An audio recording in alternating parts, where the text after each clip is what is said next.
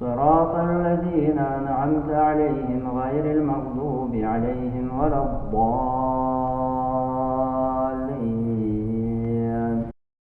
الحمد لله رب العالمين حمدا كثيرا طيبا مباركا فيه، وأشهد أن لا إله إلا الله وحده لا شريك له، وأشهد أن محمدا عبده ورسوله. Я عباد الله, о рабы Аллаха, вот этот месяц, дни которого были заполнены постом, дуа, зикром, чтением Корана, ночи которого были освящены намазом, выстаиванием тахаджуда, таравиха.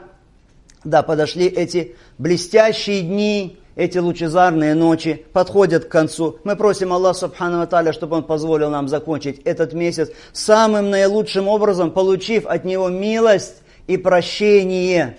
И чтобы Он позволил нам дожить еще до многих рамаданов, для того, чтобы провести их в поклонении Ему, чтобы мы при этом были в благополучии и в имане, и в исламе.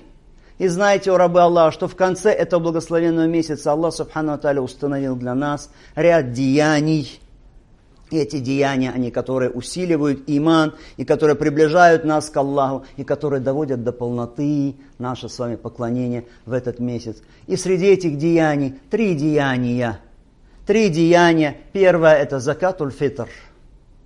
Второе – это такбир. А третье – это праздничный намаз, салатуль ид. Что касается первого деяния у рабы Аллаха, закатуль фитр, милостыня фитр. Пророк, алейхиссалату вассалям, установил закатуль фитр в виде выплаты одного са. Один са – это не мера веса, это мера объема. Мера объема приблизительно 4 полные пригоршни взрослого мужчины. Это один са. Пророк, алейхиссалату вассалям, установил выплату одного са еды, как это передано в хадисе, говорит пророк, сказано от Абдулла ибн Умара, ради Аллаху та'аля анхума, фарада Расулуллахи саллаллаху алейхи вассалям закат аль-фитр са'ан мин тамрин, ау са'ан мин ша'ир, аля аль-абди валь-хур, валь-закари валь-унса, валь-сагири валь-кабир, мин аль-муслимин. Установил пророк, алейхиссалату вассалям, выплату одного, закат аль-фитр, в виде выплаты одного са из фиников или одного са из ячменя, с раба и со свободного, с мужчины и с женщины, с маленького и с взрослого, из числа мусульман. Ва амара биха ан туадда кабля хуруджи нас иля ссаля. И приказал пророк, алейхиссалату вассалям, выплачивать, выдавать закатуль фитр до того, как люди выйдут на праздничный намаз. И передано от Абу Саида аль-Худри, ради Аллаху та'аля ан, что он сказал: «Кунна нухриджу фи ахди Расулиллахи саллаллаху алейхи вассалям йоум аль-фитр са'ан мин та'ам». Мы выдавали во времена пророка, алейхиссалату вассалям, в день фитра, в день разговления, один са еды. А нашей едой в то время вакана та'амана аш-ша'иру, ваз-забибу, валь-акиту, ват-тамр. А едой нашей в то время был ячмень, и был изюм, и был высушенный творог и финики. И Абдулла ибн Аббас, ради Аллаху та'аля анху, он сказал, пророк, алейхиссалату вассалям, установил закатуль фитр тухратан лиссаими мин аль-лагви вар-рафас. Пророк, алейхиссалату вассалям, установил закатуль фитр как очищение для постящегося от пустословия или каких-то нехороших слов и действий во время Рамадана. И для того, чтобы накормить бедняков. И тот, кто выдаст закатуль фитр до намаза, то это принятый закат. Принятый закатуль фитр. А кто выдаст после намаза, то это просто садака. То есть это уже не считается закатуль фитр.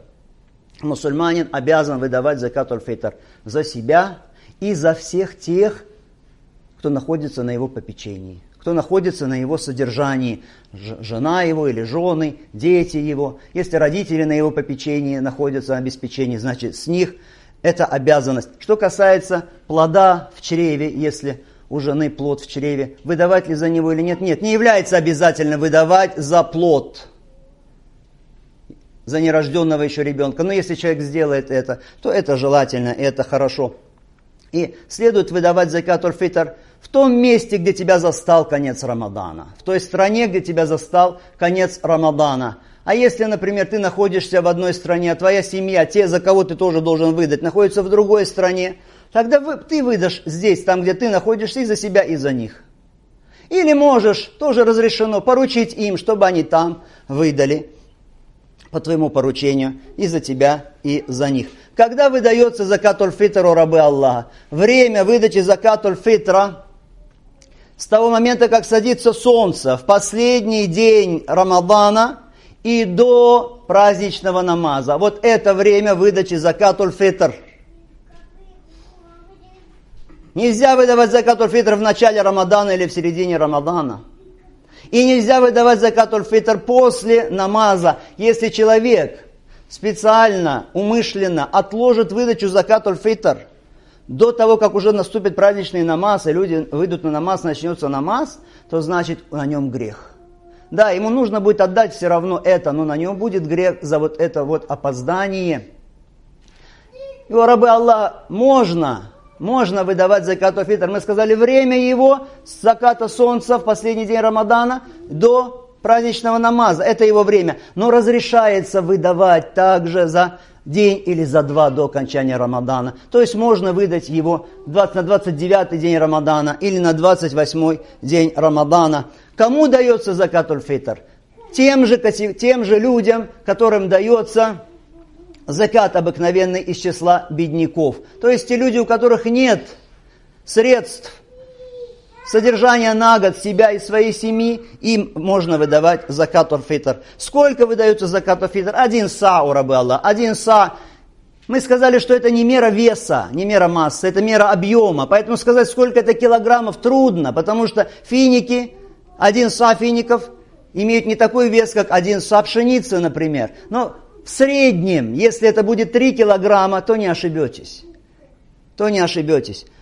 Чем выдается? Вы слышали, в хадисах сказано, что это пшеница, это или ячмень, или это сухой творог, или это изюм, или это финики. Но, о рабы Аллаха, любой тот продукт, который является основным продуктом питания в вашей местности, им можно выдавать. При условии, что это сыпучий продукт, то есть тот, который можно мерить объемом, а не весом. И при условии, что это основной продукт питания, то есть то, чем человек может питаться. Поэтому некоторые говорят, я выдам сахаром. Мы говорим, нет, не выдавай сахаром, это не основной продукт питания. Не может быть у человека на ужин или обед сахар. Поэтому основные продукты питания. Что в вашей местности? Может быть, это рис, может быть, это гречка, может быть, это фасоль, может быть, это горох и так далее, о рабы Аллаха. А деньгами? Можно ли выдавать деньгами? Многие считают, что можно. Правильное мнение, что нельзя у рабы Аллаха выдавать деньгами. Потому что сказано, что мы с вами упомянули хадис. Пророк, алейхиссалату вассалям, приказал выдавать са из еды, из таам. Разве во времена пророка, саллаллаху алейхи вассалям, разве во времена сподвижников не было денег? Были динары и были дирхамы, но они не выдавали динарами и дирхамами. Не сказали, это лучше, человек пойдет купит себе что-то на них, что он хочет, как говорят сейчас некоторые. Нет, едой. Потому что сказано пророком, алейхиссалату вассалям, «Ман амиля амалян лейса алейхи амруна фахуа радд». Кто совершит какое-то деяние, на которое нет нашего указания, то это отвергнуто. Пророк, алейхиссалату вассалям, указал выдавать едой, а не деньгами, о рабы Аллаха. А если у человека нет, сверх того, что нужно его семье для пропитания в этот день, день праздника, нет лишнего са, тогда он бедный считается, тогда он не обязан выдавать закатуль фитр. Но если к бедняку дадут закатуль фитр так, что у него скопится достаточное количество еды, сверх того, что нужно ему на этот день для себя и семьи его, тогда он должен тоже выдать закатуль фитр. Это первое, что в этот день установлено при окончании Рамадана у рабы Аллаха. Второе, это такбир. Такбир, возвеличивание Аллаха Субхану ва Тааля. Как только садится солнце в последний день Рамадана, Аллах Субхану ва Тааля говорит, «Валитукмилю р-иддата, валитукаббиру Аллах аля ма хадакум, валиаллакум ташкурун». Чтобы вы довели до конца дни, число дней Рамадана и сделали такбир, возвеличивали Аллаха такбиром.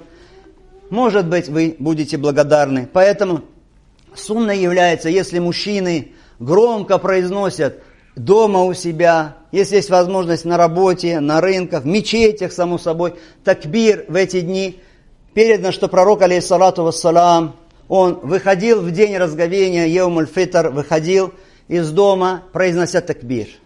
И произносил его, пока не приходил в мусаллю, то есть то место, где совершался праздничный намаз, и пока не заканчивался праздничный намаз, пророк, алейхиссалату вассалам, произносил такбир, а когда намаз заканчивался, после этого уже не произносил его. Как произносится такбир? Передано от некоторых предшественников.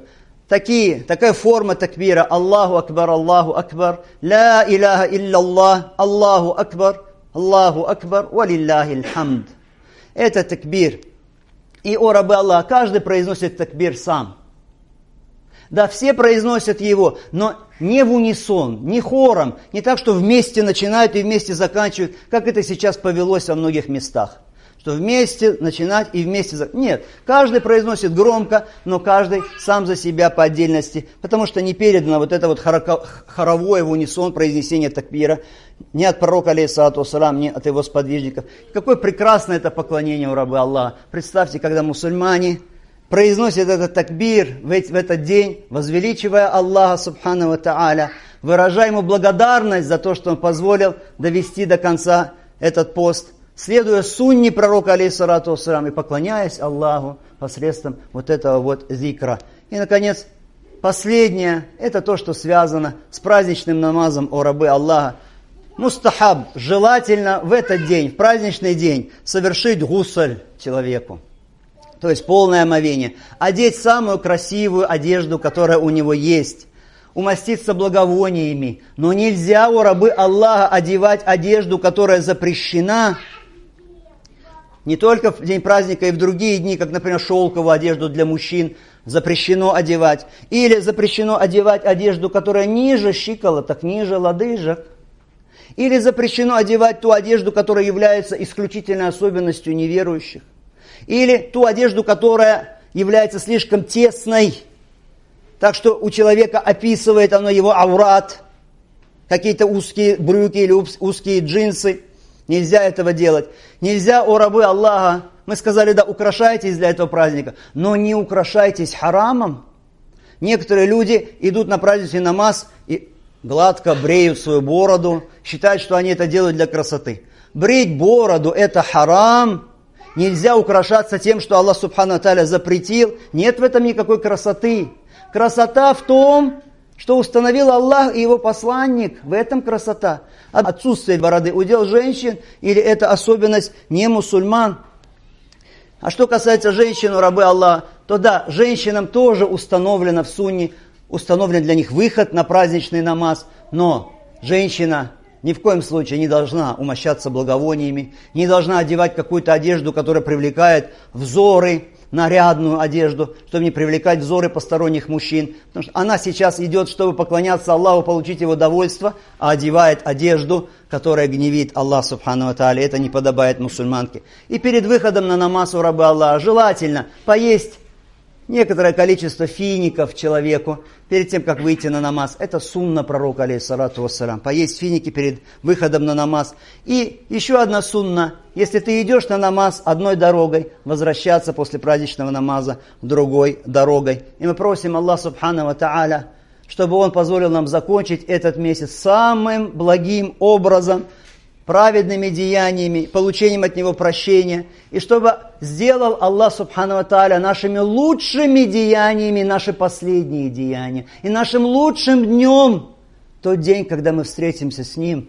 Аллахумма салли аля Мухаммад ва аля али Мухаммад, кама саллейта аля Ибрахим ва аля али Ибрахим, иннака хамидун маджид, ва барик аля Мухаммад ва аля али Мухаммад, кама баракта аля Ибрахим ва аля али Ибрахим, иннака хамидун маджид. ربنا آتنا في الدنيا حسنة وفي الآخرة حسنة وقنا عذاب النار اللهم تقبل منا إنك أنت السميع العليم وتب علينا إنك أنت التواب الرحيم